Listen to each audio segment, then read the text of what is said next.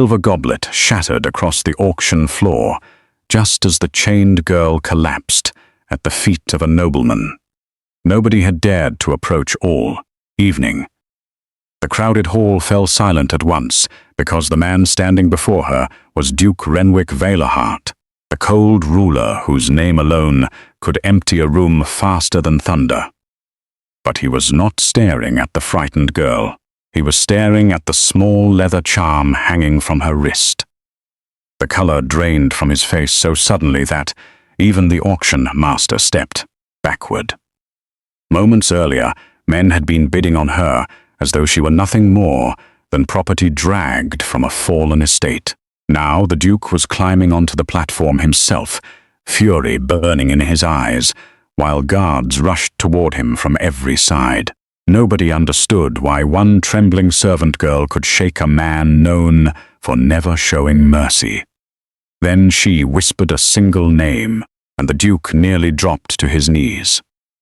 The hall erupted into panic when he ordered the doors sealed shut because, according to him, someone inside that room had buried a terrible secret for 17 years. Yet, the greater shock came when the frightened girl fainted in his arms, and an old physician revealed she carried something no doctor could explain, not wealth or power, but a miracle. Tell me honestly before we continue, do you think the Duke already knew who she was, or do you believe fate trapped them together that night for another reason entirely? Think about that carefully and drop your answer in the comments. I'll surely check and respond to all. Now, before we continue, I need to know which beautiful part of the world you are watching from. And if you enjoy emotional historical stories filled with secrets, betrayal, and impossible love, subscribe now because this mystery becomes far darker than the auction itself.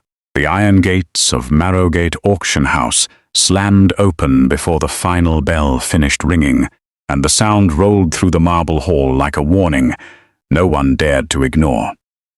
Guards in heavy coats rushed in first, scanning the crowd, while the nobles inside stiffened in their velvet chairs as if the air itself had turned dangerous. Chains dragged across the floor.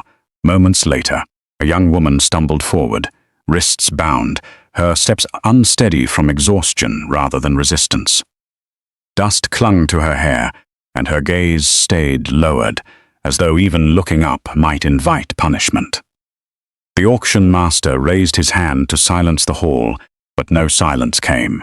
Whispers spread instead, sharp and restless. She had no family name spoken aloud, only a number marked on parchment.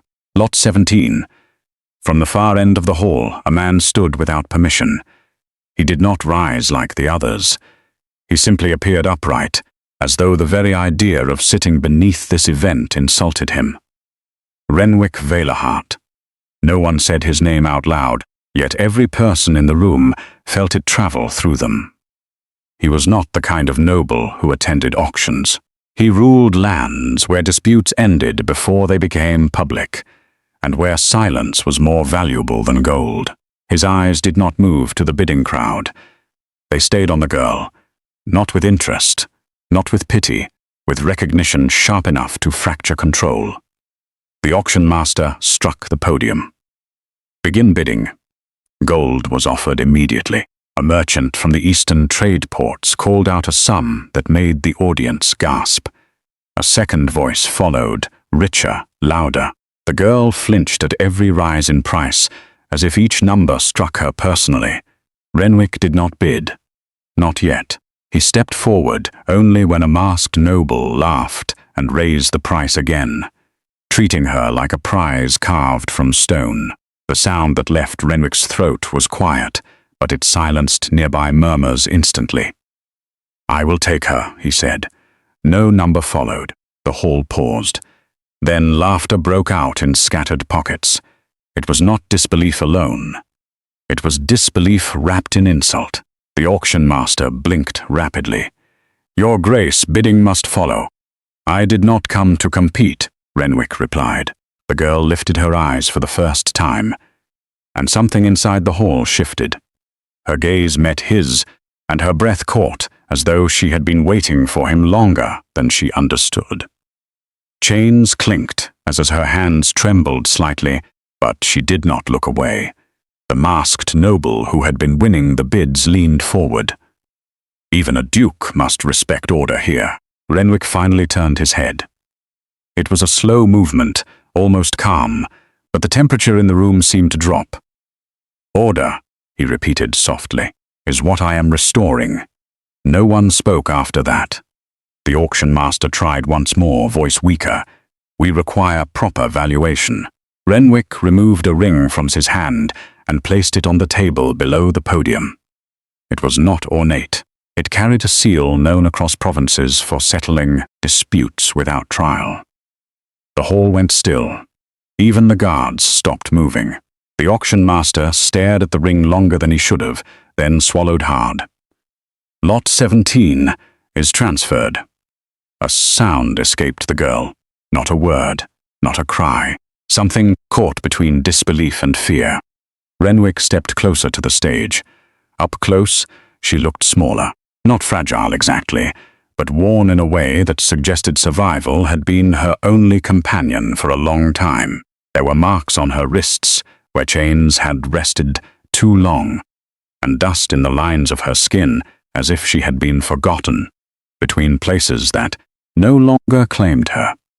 He reached out not to touch her, but to release the chain lock. The metal resisted. For a brief moment, his fingers paused. The girl spoke for the first time, voice barely steady. "You should not do this." Renwic did not look at her. Too late. The lock snapped open. The sound echoed like something final. But instead of relief, the girl staggered backward as if freedom itself was unfamiliar. Her hand instinctively gripped something hidden beneath her sleeve.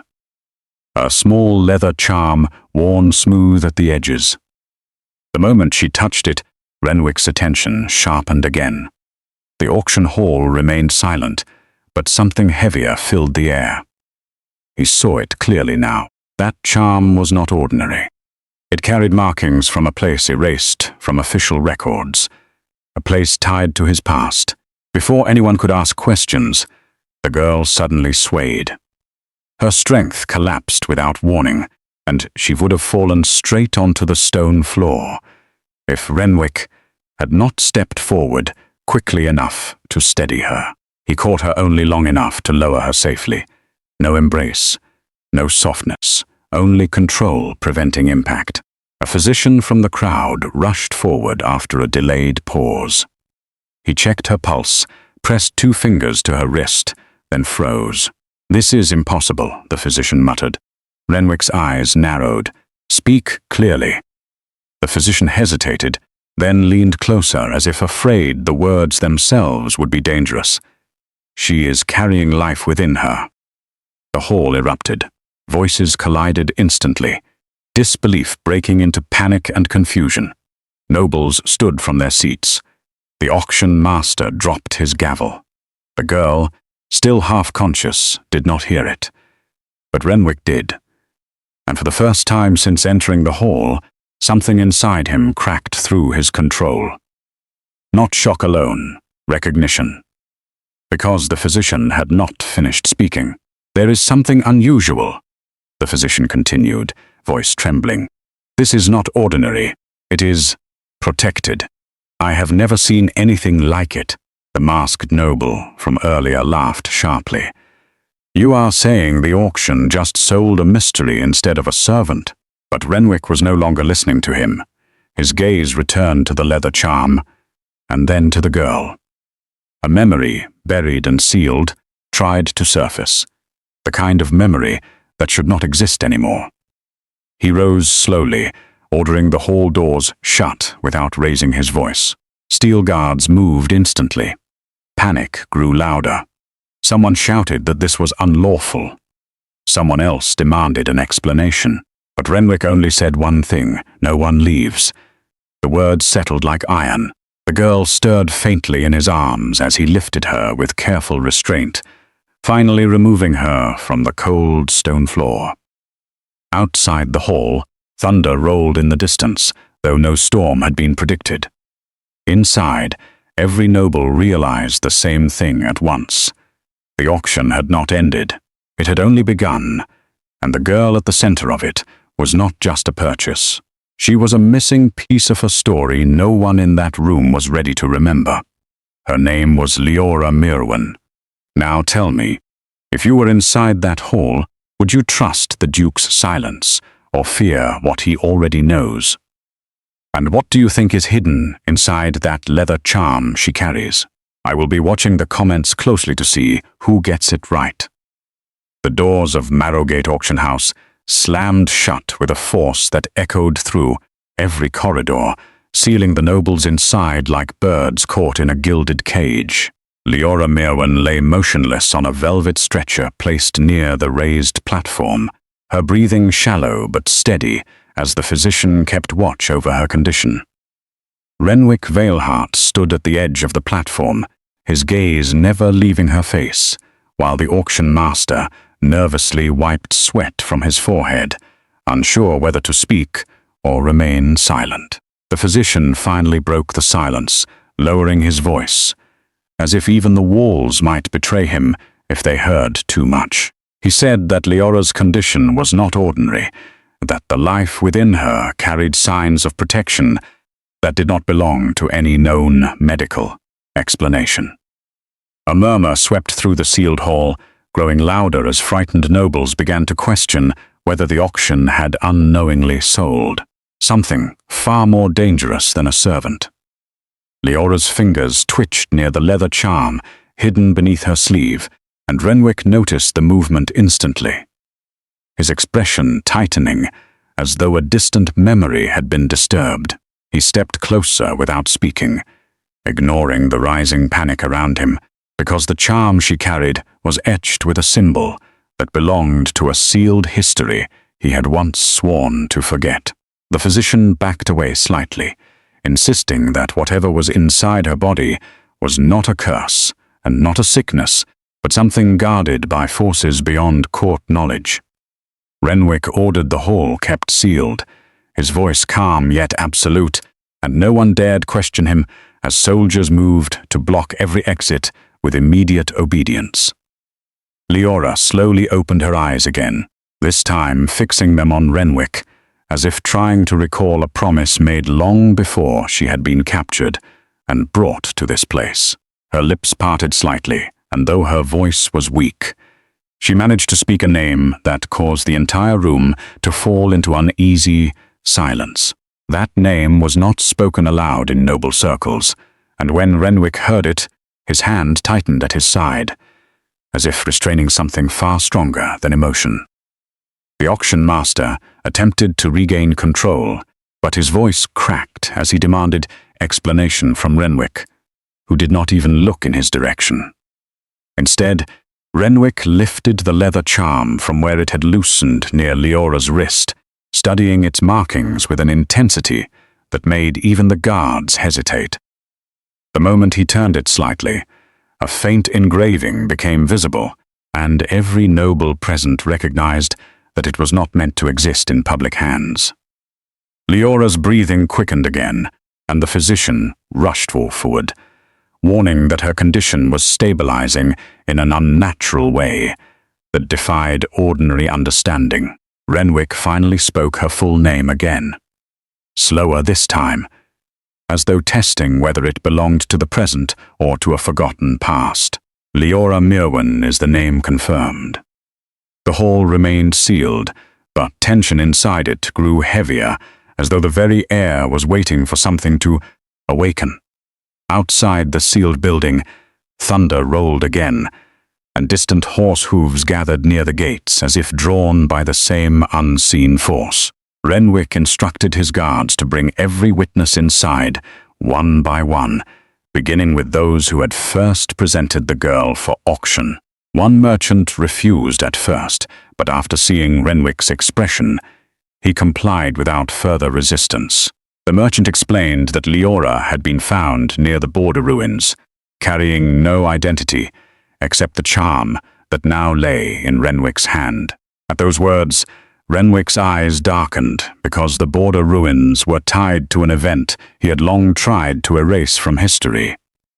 Liora stirred again, whispering fragments of memory that no one in the room could fully understand. Renwic ordered that she be kept under watch, not as prisoner, not as guest, but as something far more important than either. Liora's hand tightened around the charm again, and for a brief instant, the markings on it seemed to respond with a faint warmth. A sealed chamber beneath the auction house was opened by Renwic's order, revealing old ledgers that no one had touched for decades. The physician insisted that whatever power surrounded Liora was stabilizing her life rather than harming it, which made it even more alarming. Renwic studied the ledgers, finding references to a hidden lineage marked only by symbols identical to the charm. This discovery made his expression shift, because such lineage was believed to have ended long before current kingdoms were formed. Liora suddenly spoke again, asking why the man who saved her looked at her as if she was both familiar and forgotten. Renwic did not answer immediately, his silence stretching until even the guards felt uneasy. He finally said that her presence should not exist in the present world, if the records were correct. Liora looked away, gripping the charm more tightly, as though it was the only proof of her own identity. The sealed hall grew colder as night fully settled, and candles flickered against the heavy silence. Renwic ordered preparations for Liora to be moved to his estate under strict protection before dawn arrived. Liora hesitated when told, not because she feared him, but because she feared what he might already know about her past. Renwic noticed her hesitation and ordered the guards to wait, allowing her a rare moment of stillness. The physician quietly warned Renwic that her condition might change suddenly if emotional stress increased. Renwic replied that he was already aware, as if he had seen such a case before in a life he no longer acknowledged. Liora was guided carefully through a narrow corridor toward a waiting carriage, though she insisted on walking without support. Outside, rain began to fall lightly, blurring the lantern lights and turning the streets into shimmering reflections. Renwic placed his coat over Liora's shoulders without touching her directly, ensuring she remained steady against the cold air. Liora glanced at him, noticing for the first time that his expression carried restraint rather than indifference. She asked softly where she was being taken, and Renwic answered only that the truth would come in layers, not all at once. Liora tightened her grip on the charm again, as if it was the only anchor keeping her from disappearing into uncertainty. Renwic's carriage moved through the quiet streets toward his estate, where more answers waited behind locked doors. The auction house faded behind them, but its secrets seemed to follow like shadows that refused to be left behind.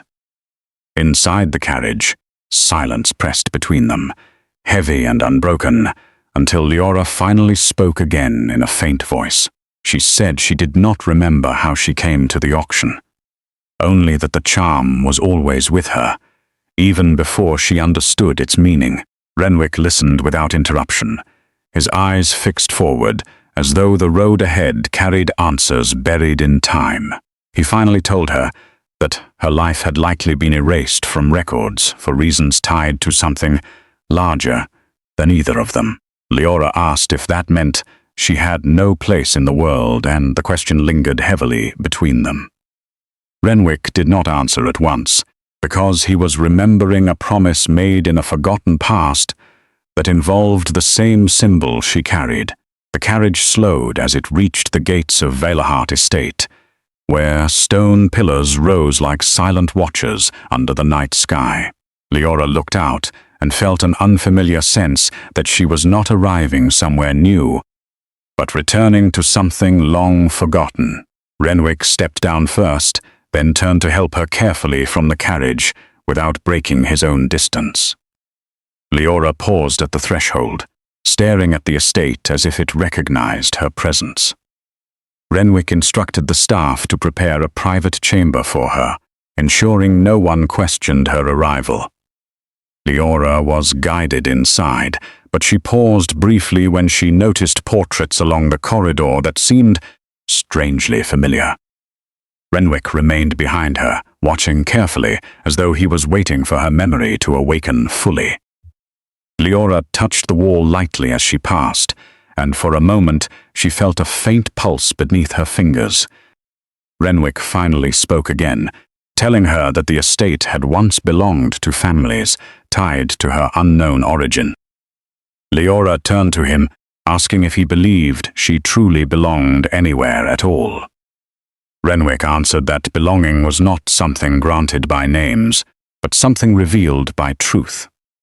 Liora stood quietly, holding the charm again as if it carried the only certainty she trusted.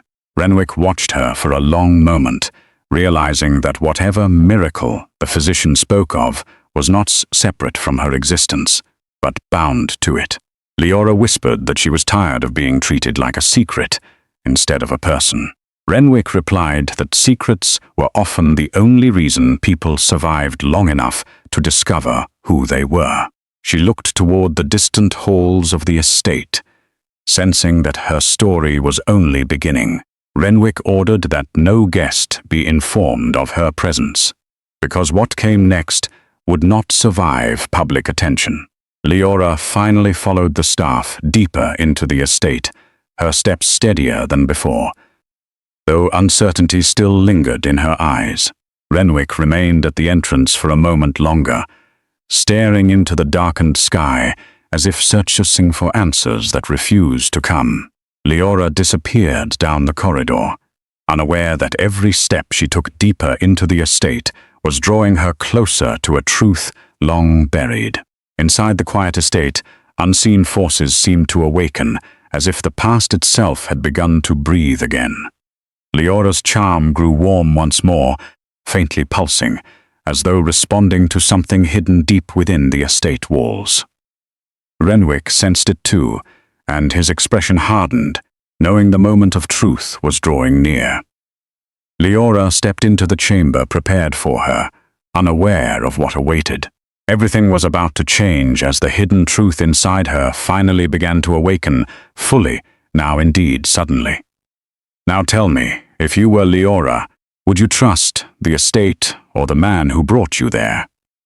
And what do you think the charm is protecting her from? I will be watching the comments closely to see who understands what is truly happening. The Valehart estate did not sleep that night. Every corridor held a different kind of silence, as if the walls themselves were listening for something that had not yet arrived but was already expected. Liora Myrwen was placed in a chamber at the far east wing, where the windows overlooked the broken gardens and the wind carried sounds like distant warnings. She sat at the edge of the narrow bed, still wearing the same worn garments from the auction, her hands resting over the leather charm that now felt heavier than before. It pulsed faintly, not with light, but with a strange warmth that seemed to respond to her breathing. Outside her door, 2 guards stood without speaking. They were not told to treat her as a prisoner or guest, only to watch. Down the hall, Renwic Valehart spoke with the estate physician and 3 trusted advisors in a sealed study lined with old maps. The physician repeated his findings, slower this time, as though repetition might make it less impossible. The life within her was stable, he said again. Not ordinary, not fragile, but protected in a way that defied known laws of medicine. He avoided using the word miracle, though it hung in the air anyway. One of the advisors, an older man with sharp eyes named Harlan Miss, immediately questioned whether the auction house had staged deception. Another suggested poisoning or hidden manipulation. But Renwic did not respond to either. Instead, he placed the leather charm on the table. The moment it touched the wood, the candle flames flickered. That was when Harlan Miss went quiet. Renwic asked for every record tied to border ruins within the last 20 years. The physician hesitated before revealing that similar cases had once been whispered about in forgotten medical circles, but never confirmed. In another part of the estate, Liora stood suddenly as a knock echoed at her door. It was not a guard this time, but an elderly servant woman carrying warm water and clean cloth. The servant avoided eye contact, but paused briefly when she saw the charm glowing faintly in Liora's hand. "You should not remove it," the servant whispered before quickly leaving. Liora stared after her, unsettled. Elsewhere, in the lower halls, a rider arrived under heavy rain. He did not use the main gate. Instead, he entered through a side passage known only to those who once served the estate in older times. The rider carried a sealed letter marked with a broken crest. He demanded an immediate audience with renwic Valehart. The guards hesitated, then escorted him upward. In the study, Renwic opened the letter without breaking seal protocol. His expression did not change at first, but the air in the room tightened as he read. The letter spoke of a surviving blood thread, a lineage thought erased, a child marked by protections, seals older than the current crown. Harlan Miss stepped back instinctively. The physician lowered his gaze. Renwic asked only one question: who sent it? The rider answered with a name that had not been spoken in official court records for over a decade: Councillor Brannick Holt. At that moment, Renwic understood the second layer of the problem. Liora was not simply taken from an auction. She had been placed there, as bait. Back in her chamber, Liora's breathing quickened again. The charm began to warm more intensely, and for the first time, she felt something like pressure inside her memory, as if something sealed was trying to rise. Images flickered in her mind, not clear, not complete. A dark corridor, voices arguing, a hand placing the charm into her grasp before everything turned into confusion and smoke. She pressed her palm against her temple, trying to steady herself. The guards outside shifted uneasily, but did not enter. At the same time, Renwic left the study without announcing his departure. He moved through the estate corridors alone, passing portraits that seemed to follow his steps. When he reached Liora's chamber, he did not knock. He entered. Liora turned sharply, instinctively stepping back, but stopped when she saw his expression. It was no longer the controlled silence from the auction house. Something heavier had settled there. "You were not sold," he said quietly. Liora did not understand. Renwic placed the letter on a table near her. "You were delivered." Her fingers tightened around the charm. He explained, nothing fully, only fragments. A council divided, a sealed lineage, a belief that something dormant could return through blood alone. Liora shook her head slightly, insisting she had no memory of any such thing. But then the charm reacted again. This time, it did not warm gently, it pulsed sharply.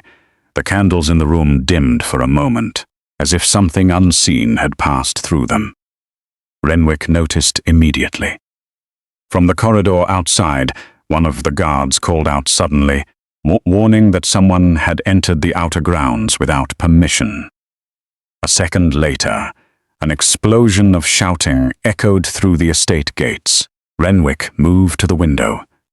In the distance, torchlight gathered at the edge of the property. Not soldiers, not estate guards, men wearing council insignias. At their center stood a figure in a dark traveling coat, unmoving, watching the estate with patience rather than urgency. Councillor Brannick Holt had come in person. Liora stepped closer to the window without realizing it. The moment she saw the distant figure, her body reacted before her mind did. A sharp pain flickered through her chest, followed by a wave of recognition she could not place. The charm burned warm against her palm. Renwic closed the window curtain immediately. "No one opens the gates," he ordered through the speaking chain. The estate guards responded, but the council forces did not retreat. Instead, they raised a sealed decree. Liora was declared property of the crown under ancient jurisdiction laws tied to unrecorded lineage claims. Inside the chamber, Liora slowly sank back onto the bed, her breathing uneven. The weight of the words made no sense, yet the fear they carried felt real. Renwic turned to her. "This is not about ownership," he said. "It is about what you are connected to." She asked quietly what she was supposed to be. He did not answer immediately. Instead, he looked at the charm again, and said that whatever protected her life was not random. It was designed. At that moment, a distant horn sounded from the estate gate. The council had begun the first demand for entry. Renwic left the room without hesitation. Liora remained alone again, staring at the charm as its warmth slowly faded into a steady pulse. And somewhere beyond the walls, Brannock Holt finally spoke the reason for his arrival aloud to his men. The girl was not meant to be found alive. She was meant to be awakened. Back to Renwic. He descended the central staircase of the estate with steady steps, his mind already calculating the distance between the outer gates and the council formation. Every servant who crossed his path moved aside without being told, sensing the shift in authority that had settled over the building. At the lower armory hall, he ordered the guards to prepare without delay. Not for war in its formal sense, but for containment. The estate was never meant to be a battlefield. Yet tonight, it would hold its ground against men who believed law could be rewritten by arrival alone. Harlan Miss joined him briefly, asking if they should present Liora to the council to avoid escalation. The suggestion ended the moment it was spoken. Renwic refused with a single glance, and no further argument followed. In Liora's chamber, the air had grown heavier. She felt it pressing against her thoughts, making it harder to separate memory from imagination. The charm in her hand now vibrated faintly, not violently, but with increasing urgency, as if responding to voices outside the estate walls. She stood again, moving toward the door without knowing why. The guards outside stiffened but did not stop her. They had received no order to restrain her unless instructed. Liora placed her palm against the door wood. For a brief instant, she thought she heard something beyond it. Not words, but presence. Something familiar in a way she could not explain. At the gates, Brannock Holt remained still while his men prepared the decree for final reading. He did not appear concerned by the delay. Instead, he studied the estate as if measuring how long it would take for everything inside to align with his expectations. Renwic arrived at the gate line alone, stopping a short distance from the council formation. The wind moved between them, carrying dust and torch smoke. Brannock finally spoke directly, announcing that the estate was harboring a subject of sealed origin. He stated that refusal to surrender her would be considered rebellion against Crown law. Renwic replied calmly that Crown law did not extend into erased records. The statement caused a ripple among the council men. Brannock raised the decree higher, insisting that the girl's existence had already been confirmed through ancestral verification marks. He added that her awakening would determine the balance of authority between surviving noble houses. Renwic took one step forward, only one, and said that awakening something sealed did not belong to politics, but to consequences no council could control. Behind him, the estate gates remained shut, but tension within the grounds reached its peak. Every guard stood ready without movement, waiting for the first breach. Inside the chamber, Liora's charm suddenly cooled, as if reacting to Renwic's distance. She looked down at it, confused by the shift, and for the first time felt a strange emptiness when it stopped responding. Then, from far outside, a low sound echoed through the ground. Not an explosion or command, but only a signal. Liora's breath caught. Something inside her memory moved again, closer than before. Renwic sensed it instantly, and turned slightly toward the estate, knowing the timing had changed. Whatever Brannick Holt believed he was controlling had already begun to slip beyond his reach, and Liora's sealed past was no longer waiting quietly to remain hidden inside the Valehart estate itself. Renwic Valehart stood at the broken line of the estate gates as the low signal rolled across the ground again, deeper this time, like something buried shifting after years of silence. The council forces tightened their formation, but even they hesitated, sensing that the estate itself was no longer responding in predictable ways. Behind him, the heavy iron gates groaned without being touched. Inside the estate, Liora Myrwen felt it too. The charm in her hand had gone completely still, as if holding its breath. Then, without warning, a sharp pulse ran through it and into her palm, forcing her fingers to open slightly. She did not drop it, but she felt something inside her chest answer the same rhythm. Her knees weakened for a moment. The chamber walls flickered, with candlelight that bent strangely, as if the air itself had thickened. Outside, Brannick Holt raised his hand. The decree in his grasp was no longer just paper. It was an authority prepared to become a force. His men advanced one step toward the gate line. Renwic did not move. Instead, he spoke a single order to the estate command chain behind him. Activate inner seals. The words traveled quickly through the estate. Deep mechanisms hidden within stone foundations awakened for the first time in years. A sound like shifting locks echoed under the ground, spreading outward in controlled sequence. The council forces paused again, realizing too late that the estate was not only defending its surface, it was sealing itself from within. Inside the chamber, Liora felt the floor beneath her feet tremble gently. She steadied herself against the wall, breathing unevenly as fragmented images began to rise without permission. A corridor of stone, a distant voice calling her name, the charm placed carefully into her hand by someone whose face she could not fully see. Her vision blurred, then sharpened.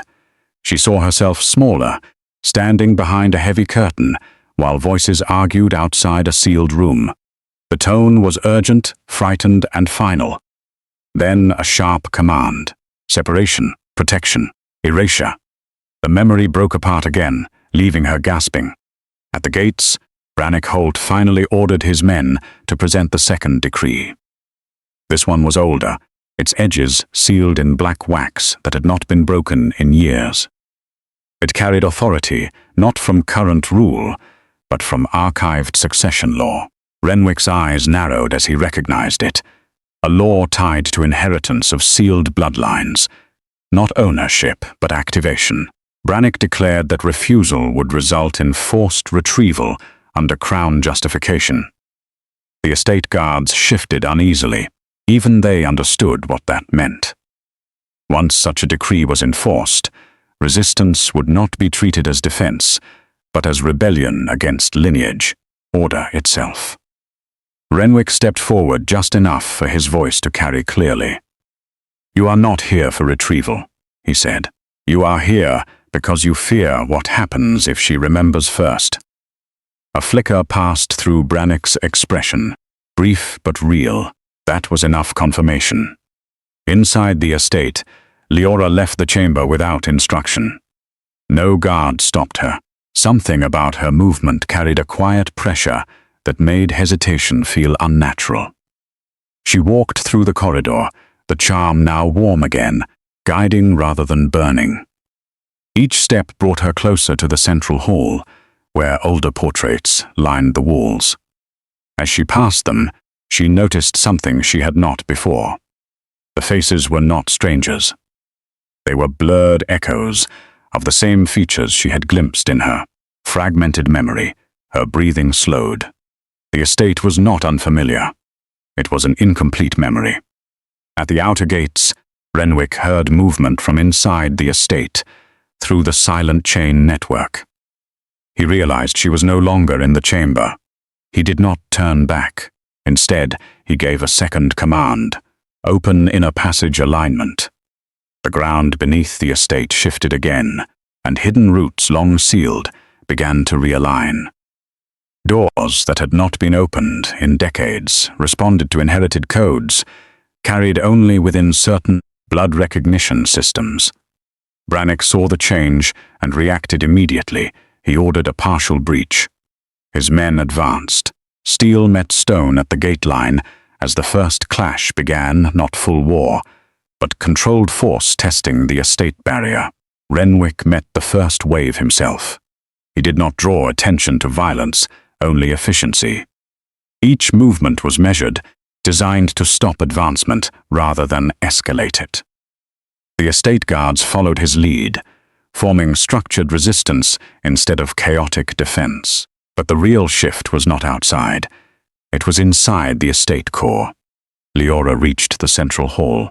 The ceiling above her stretched high with suspended lantern chains that swayed slightly despite no wind.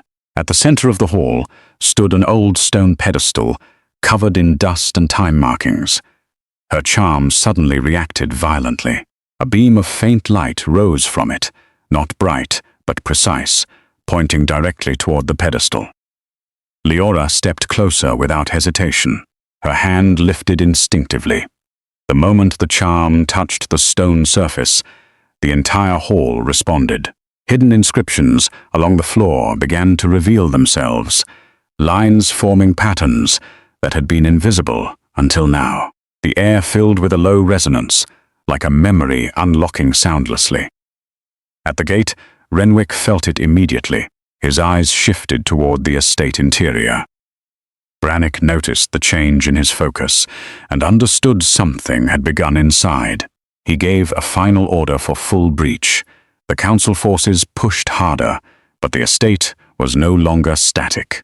Walls that once stood as stone began responding to internal activation sequences, shifting control from defense to recognition. Inside the hall, Liora stepped back slightly as the pedestal cracked open along fine lines. Not breaking, but unfolding. Inside was a sealed compartment containing a second object identical in form to her charm, but older, heavier, marked with deeper engraving. Her breath stopped. The two objects responded to each other instantly. Outside, Renwic broke formation for the first time and moved toward the estate interior. Brannick saw it and followed immediately with a select unit, abandoning outer containment logic. His objective had changed from control to interception. Within the estate, Liora lifted the second object carefully. The moment it left the pedestal, the entire estate trembled. Not violently, awakeningly. Hidden corridors unlocked in sequence. Forgotten passageways lit faintly with embedded markers that had not been active in years. Liora dropped to one knee, overwhelmed by the sudden pressure of memory returning in fragments too fast to separate. She saw a figure again, closer this time. A voice telling her that survival was not escape, but delay. Renwic reached the central hall entrance just as the resonance stabilized. He stopped when he saw both objects now held within Liora's hands. His expression shifted for the first time since the auction, not surprising. Confirmation. Brannick arrived, seconds later, halting at the edge of the hall as the sealed markings on the floor aligned into a complete pattern beneath Liora. The council forces behind him faltered.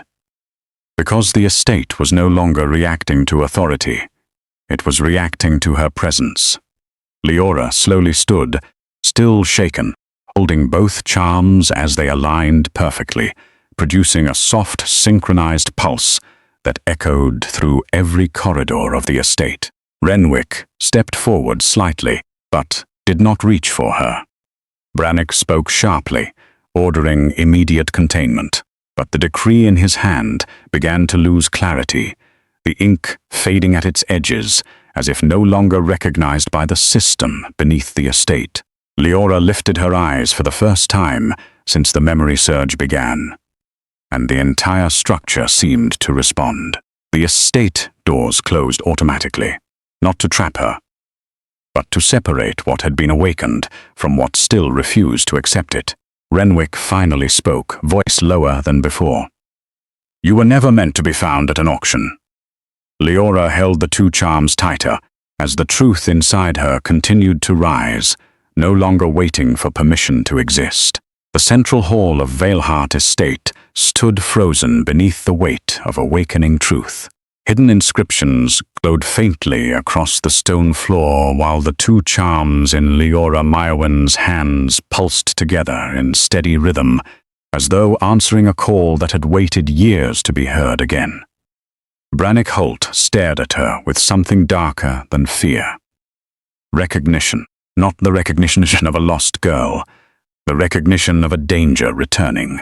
The council men behind him shifted uneasily as the old decree in Brannick's hand continued fading line by line.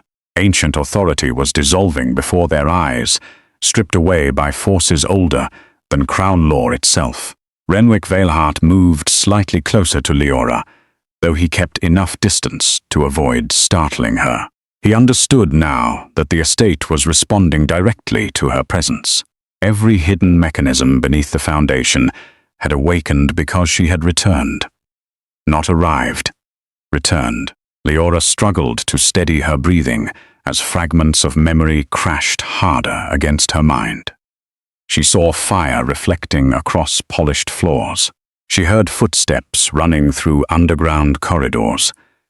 A woman's voice repeated the same words again and again.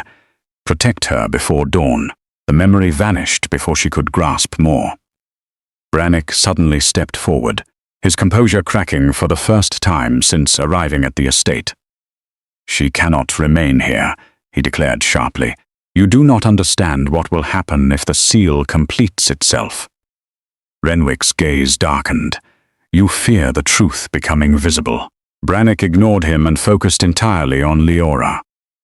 He told her the estate was lying to her, that hidden bloodlines only brought ruin, and that the miracle she carried would destroy every noble house tied to the old succession order. Liora tightened her grip on the charms. Something inside her resisted his words instinctively, even before her mind understood why. The hall trembled again. This time, the sound came from below. A deep grinding noise rolled upward through the stone foundations, and suddenly, one section of the floor near the pedestal split apart, revealing a descending staircase hidden beneath centuries of sealed stone. Cold air rushed upward from the darkness below. Every guard stepped back.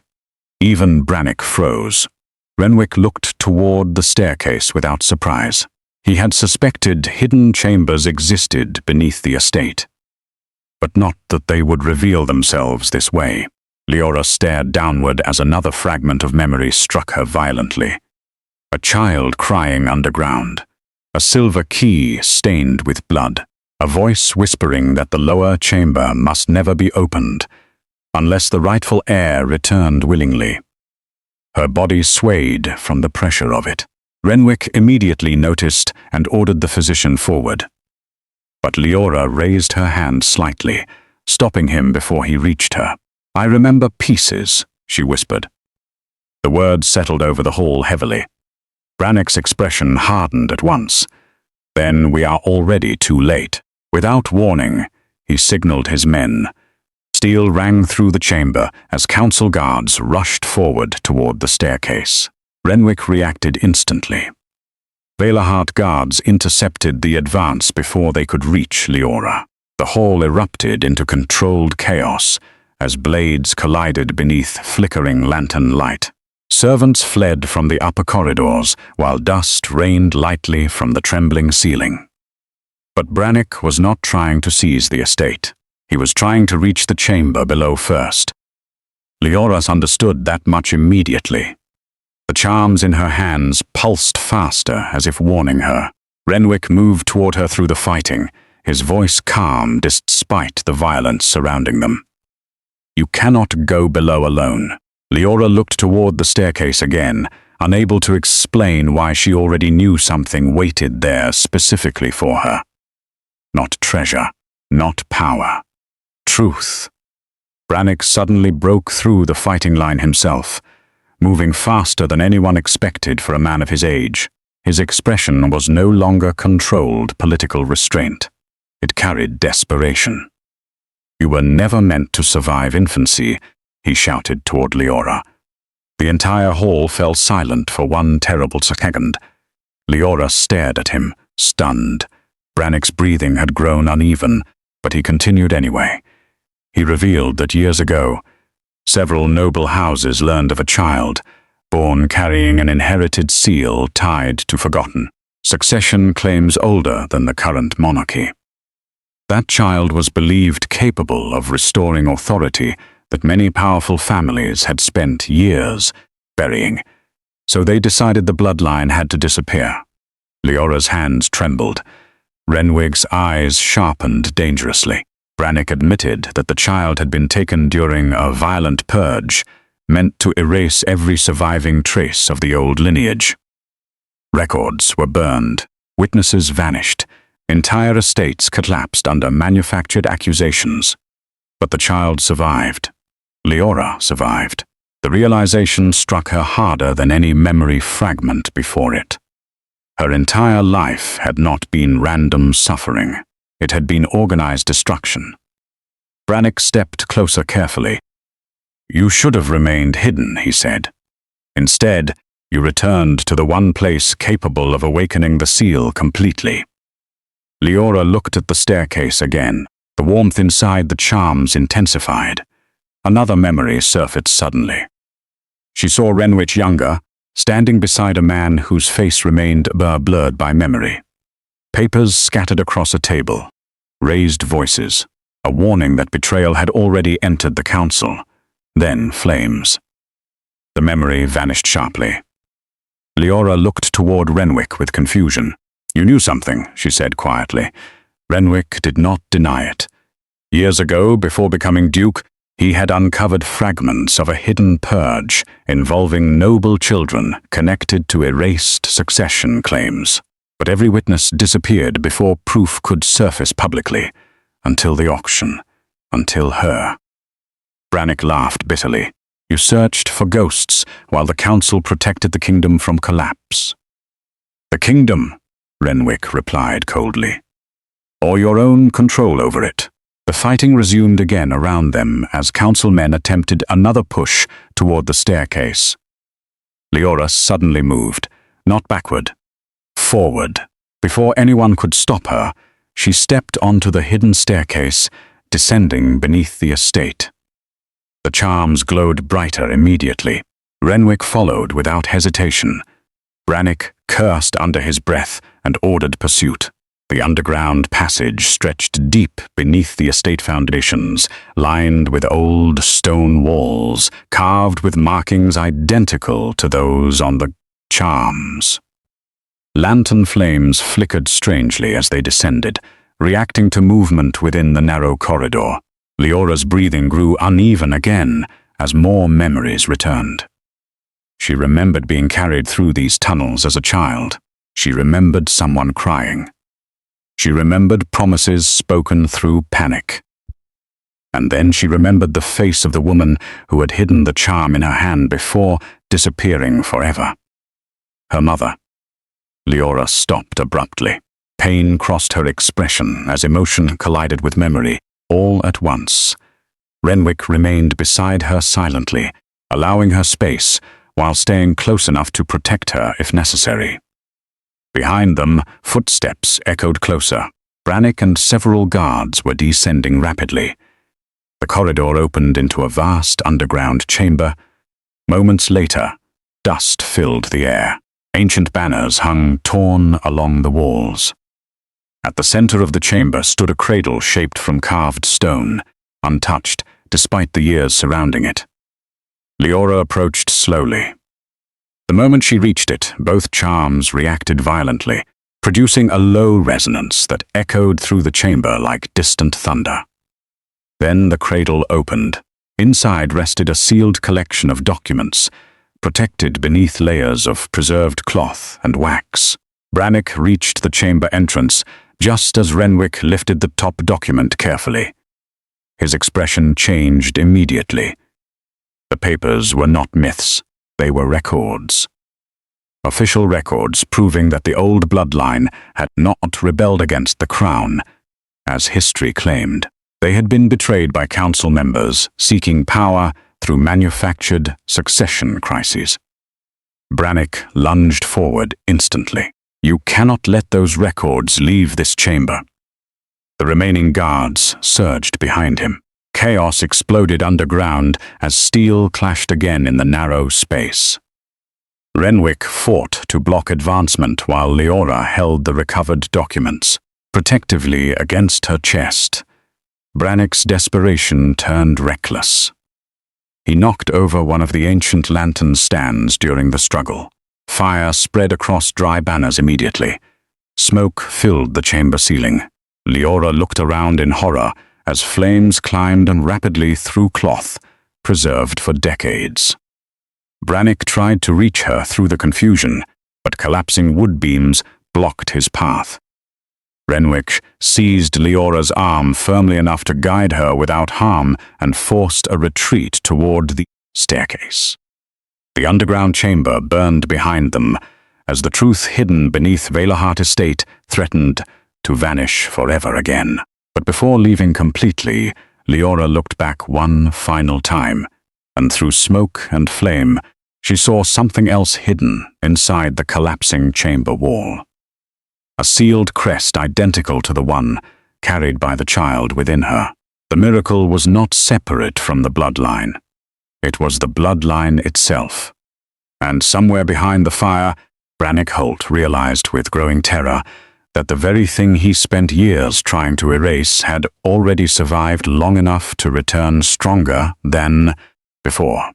Smoke surged through the underground chamber as burning banners collapsed from the stone walls one after another. The heat thickened rapidly, swallowing the old records hidden beneath decades of silence. Liora Myrwen held the rescued documents tightly against her chest, while Renwic Valehart guided her toward the staircase through falling debris and rising sparks. Behind them, Brannick Holt shouted orders through the chaos, but his men were already retreating from the spreading fire. Panic had replaced discipline. The chamber was collapsing faster than anyone expected. A burning beam crashed between the council guards, forcing them backward. Renwic looked over his shoulder briefly, realizing the underground hall would not survive much longer. "Move," he ordered firmly. Liora climbed the staircase beside him, her breathing strained from smoke and shock, yet she refused to release the documents. Every step upward felt heavier as fragments of memory continued returning without warning. She remembered hidden meetings inside estate years ago. She remembered hearing the name Brannick Holt, whispered with fear. Most painfully, she remembered her mother kneeling before another nobleman, begging him to protect her child before the council arrived. That nobleman had been Renwic's father. The realization struck her deeply. By the time they reached the upper corridor, flames had already spread through portions of the estate foundation. Servants rushed through halls carrying water, while guards fought to contain the fire before it reached the central wing. Renwic quickly ordered evacuation of the lower floors. Liora stood near the corridor wall trying to steady herself when another sharp memory surfaced, unexpectedly. A hidden carriage leaving the estate before dawn, her mother placing the charm around her wrist. A final promise. You must live long enough for the truth to return.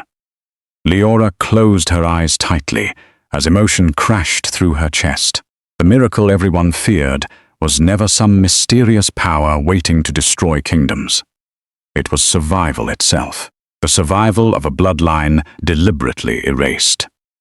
Renwic noticed her trembling hands and moved closer, though he still maintained careful distance. He asked quietly if she could walk. Liora nodded once.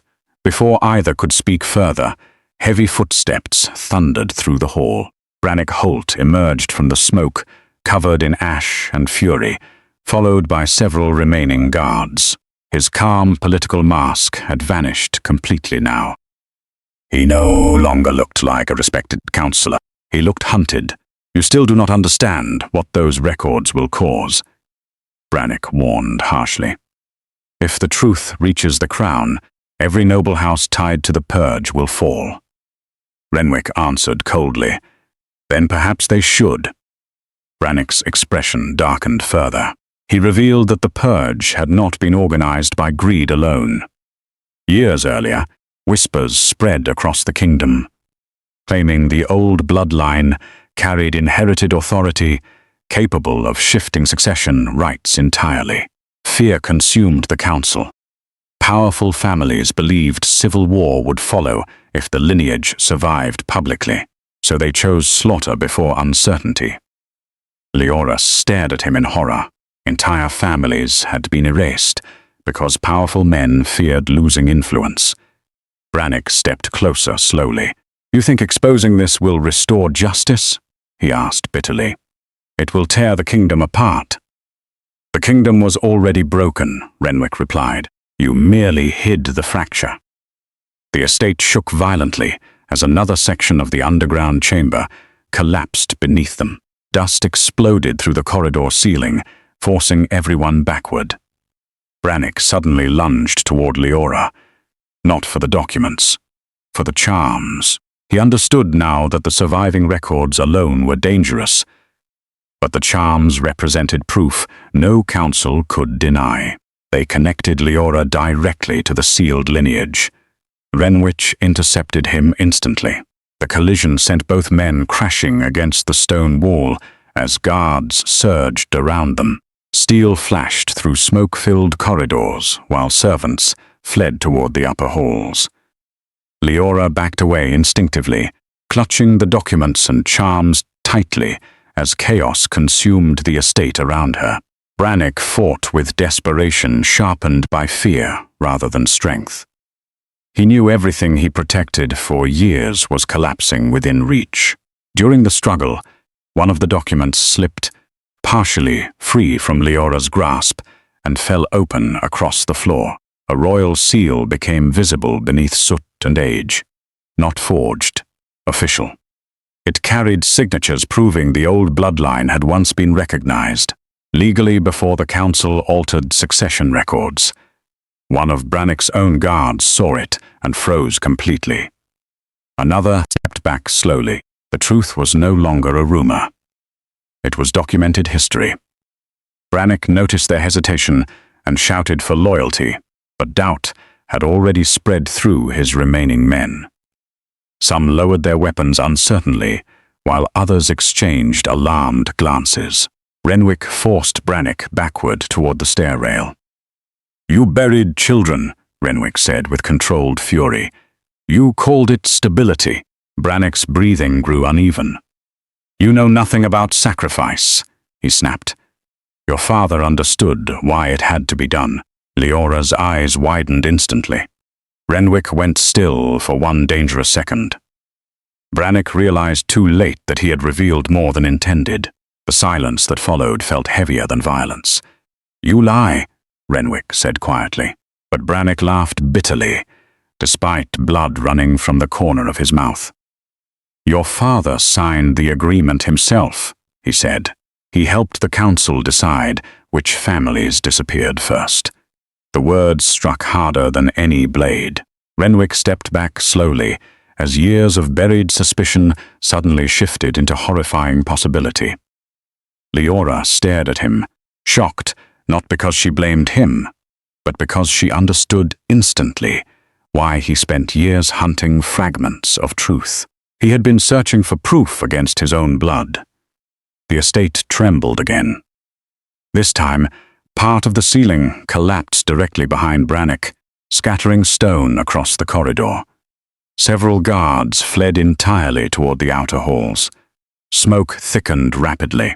Liora moved toward Renwic carefully, noticing the conflict tearing across his expression. For the first time since the auction, the Duke looked uncertain. Not weak, wounded. He admitted quietly that his father disappeared shortly after the purge years ago, leaving behind sealed records and unexplained debts to the council. Renwic spent years believing the man was murdered for opposing corruption. Now he realized another possibility existed. His father may have participated willingly before regretting it too late. Brannick seized the hesitation instantly. He drew a concealed pistol from beneath his coat and aimed directly toward Liora. The corridor froze. Renwic reacted immediately, stepping between them without thought. The gunshot exploded through the estate. Servants screamed from distant halls. Liora's breath caught sharply. For one terrible second, she could not understand what happened. Then Renwic staggered. Blood spread across his side beneath torn fabric as he dropped to one knee against the stone floor. Liora rushed toward him instinctively, shock crushing the air from her lungs. Brannick attempted to reload, but one of his own guards grabbed his arm violently. Enough loyalty had broken. The remaining guards finally turned against him after witnessing the documents and hearing the truth spoken aloud. Chaos erupted again as Brannick fought against his own men desperately. But Liora barely noticed. Her attention stayed fixed entirely on Renwic. He tried to rise despite the wound, refusing help even now. But the blood loss weakened him quickly. Liora pressed trembling hands against the injury, while the physician was called urgently through the estate halls. "You cannot die now," she whispered through panic. Renwic looked at her steadily despite the pain. "I was supposed to protect you long before the auction," he admitted quietly. Another memory surfaced inside Liora instantly. She remembered seeing him once as a child during the night. She escaped the estate, younger, desperate, arguing with his father while servants prepared her hidden carriage. Renwic had tried to stop them from sending her away alone. He had failed. Tears filled Liora's eyes, though she fought to remain steady. The physician finally arrived with servants carrying medical supplies. Guards restrained Brannick nearby, while smoke continued flooding portions of the estate. The physician quickly stabilized Renwic's wound, confirming the bullet passed through without striking the heart. Relief spread visibly through the gathered servants. But the estate itself remained in danger. Fire still burned beneath the lower halls. Liora rose slowly after ensuring Renwic would survive. Then she looked toward Brannick Holt. The councillor's composure had shattered entirely.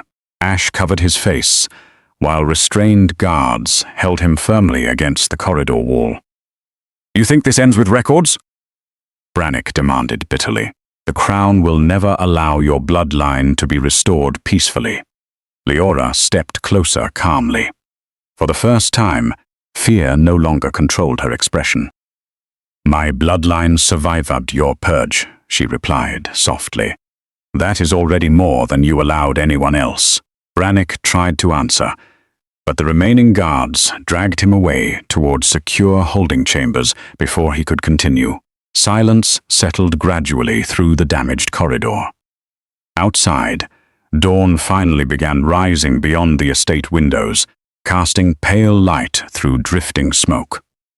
The long night that began at the auction house was finally breaking apart. Servants continued carrying water through the lower halls, while guards secured surviving records from the underground chamber. News of Brannick's arrest spread quickly among the estate staff, followed by whispers of the revealed documents. Nothing could remain hidden now. Liora stood near the broken stair rail, holding the charms quietly, while the first sunlight touched the corridor floor. The warmth from the charms had changed. It no longer pulsed urgently. It rested peacefully. Renwic, weakened but conscious, watched her from where the physician treated his wound nearby. For the first time since she entered his life, he no longer looked at her like a mystery needing answers. He looked at her like someone who survived the impossible. Liora slowly approached him again once the physician stepped aside. Neither spoke immediately. Words felt smaller than everything surrounding them now. Finally, Renwic admitted the truth he should have recognized the moment he saw her at the auction. The estate had not awakened because of the charms alone. It awakened because it remembered her. Liora looked around the damaged corridor, the smoke-stained walls, the frightened servants rebuilding what remained. Then she looked back at him. "My whole life," she said quietly, "men kept deciding whether I deserved to exist." Renwic held her gaze steadily. "No one decides that now." Outside the estate, dawn spread fully across the kingdom, while distant church bells began ringing through the morning air. A new day had arrived, carrying truths powerful families spent years trying to erase. And inside Valehart estate, beneath ruined stone and surviving records, the miracle hidden within Liora Myrwen had finally done what no council believed possible. It returned the truth alive. Do you think Renwic's father truly regretted helping the council, or do you believe there are still deeper secrets hidden inside the destroyed chamber beneath the estate? And if you had been Liora, would you forgive the kingdom that tried to erase your existence? Or would you seek revenge against every noble house involved? I will be reading every comment closely to see who truly understands the hidden meaning behind the miracle that survived.